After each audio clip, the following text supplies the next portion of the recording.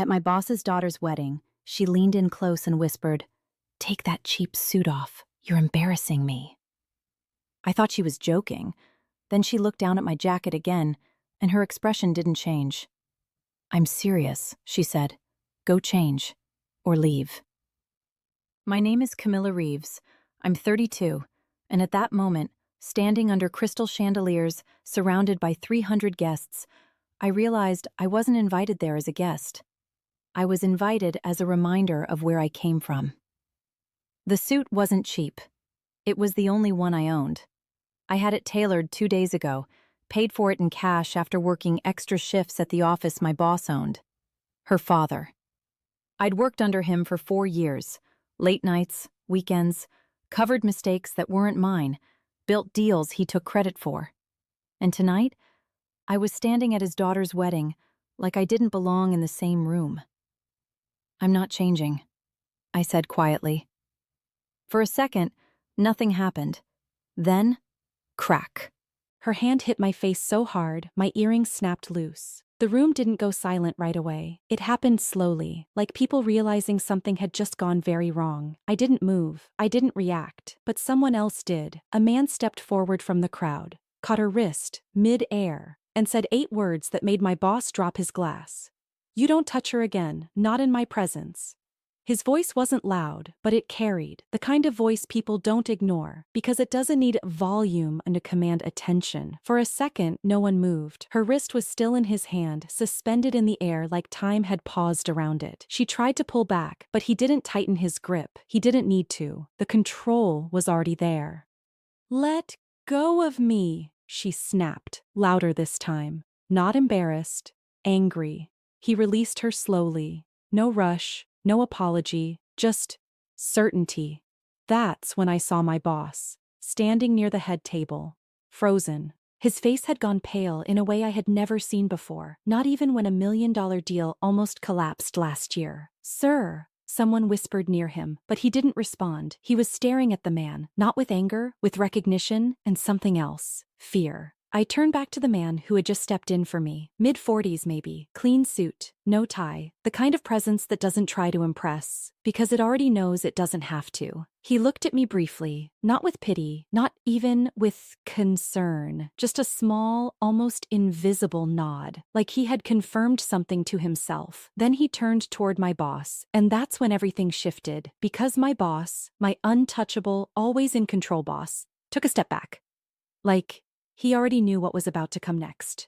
No one spoke, not the guests, not the band, not even the staff moving around the edges of the room. Everything slowed, but nothing stopped. My boss cleared his throat. "Sir, I didn't expect you here." His voice was different, careful, measured. I had never heard him speak like that, not to anyone. The man didn't answer right away. He just looked around the room, taking in the decorations, the guests, the scene. Then his eyes landed back on me. "She works for you?" he asked. Simple question, but something about it made my boss hesitate. "Yes," he said finally. "She's part of the team." Part of the team. That's what I'd been reduced to. After everything. The late nights. The pressure. The silent expectations. The man nodded slowly. "I see." He stepped closer. Not toward me, toward my boss. Close enough that no one else could pretend this wasn't personal anymore. "I reviewed the quarterly reports last week," he continued. "There were numbers in there that didn't match your projections." A pause. My boss swallowed. "We can discuss that later." "No," the man cut in. Calm, controlled. "We'll discuss it now." That's when it hit me. This wasn't just some guest. This wasn't a random interruption. Whatever this was, it had been building long before tonight. My boss forced a smile, glancing around at the guests. "This isn't the time. Actually," the man said quietly, "this is the perfect time." And, for the first time, that night, my boss had nothing to say. The room wasn't just quiet anymore. It was watching, every guest, every whisper, every half-raised phone, waiting. My boss adjusted his cufflinks like he could fix this with posture, alone. "We're in the middle of my daughter's wedding," he said, forcing a laugh that didn't land. "Whatever this is, it can wait." The man didn't smile. 4 vendor contracts, he said evenly. Inflated. Same shell company. Same signature. A pause. Yours. I felt it before I understood it. A shift. Like the ground under the room had just moved, and only a few people realized it. That's a serious accusation, my boss replied. But his voice had lost weight. It's not an accusation, the man said. It's a verified audit. Someone near the back let out a quiet, "Oh my God." My boss's daughter, still standing a few feet from me, still angry, looked between them, confused now. "Dad, what is he talking about?" No answer. The man reached into his jacket, pulled out a thin folder, and held it up just enough for my boss to see. Internal review, signed this morning. My boss didn't take it, didn't even move, because he already knew what was inside. "You've been moving money through that account for 18 months, the man continued, and you used her department to cover the discrepancies. Her. He meant me. My chest tightened. I hadn't known. But suddenly, everything made sense. The late-night revisions, the numbers that never aligned, the deals that always felt off. My boss finally spoke. Quiet. "Not here." The man tilted his head slightly. "You chose the place," he said. And that's when my boss's composure broke. Just a crack, but enough for everyone to see it. No one looked at me the same after that. Not the guests, not the staff, not even the woman who had just slapped me, because suddenly, I wasn't just an employee anymore. I was part of something much bigger and "Camilla," my boss said, turning toward me for the first time since everything started. His tone had changed again, softer now, controlled, dangerous. "Step outside, we'll talk privately." I didn't move. For 4 years, I had done exactly what he said. Stayed late, stayed quiet, stayed loyal. But tonight, I stayed still. "I think we can talk here," I said. Not loud, not emotional, just done. A few guests shifted uncomfortably. Someone near the front pulled out their phone completely now. No more pretending. My boss's jaw tightened. "This isn't a request." "I know," I replied. That's when the man beside him spoke again. "She's not going anywhere." Simple, final. My boss exhaled slowly, like he was recalculating everything in real time. "Fine," he said. "Then let's be clear." He turned slightly, making sure people could hear, but not enough to look like a scene. "Those reports you worked on," he said to me, "you signed off on them." My stomach dropped. Not because he was wrong, because he was setting me up. "If anything is wrong with them," he continued carefully, "you're responsible too." There it was, the real move. Blame. And for a second, I understood exactly what he was trying to do, but what he didn't understand yet was that I had already prepared for this. Long before tonight. For a moment, it worked. You could feel it in the room. That quiet shift, where people start questioning what they just saw. Because blame is powerful, and he knew how to use it. I saw it in the guests' faces. Confusion, doubt, calculation. Maybe she was involved. Maybe this wasn't so simple. I let the silence sit. I didn't rush to defend myself, because this wasn't the first time I had seen this version of him. Careful, strategic, always one step ahead, except, not this time. "You're right," I said. A few heads turned. Even the man beside me glanced at me, just briefly. "I did sign those reports." My boss nodded slightly, like the ground was stabilizing again. "But," I continued, "I also saved every version before they were changed." That was the first crack. Real one. Small, but sharp. "I kept the original files," I said calmly. Time-stamped, archived, on a separate drive. Now people were listening again. Not casually, carefully. My boss didn't speak, didn't interrupt, because he already knew where this was going.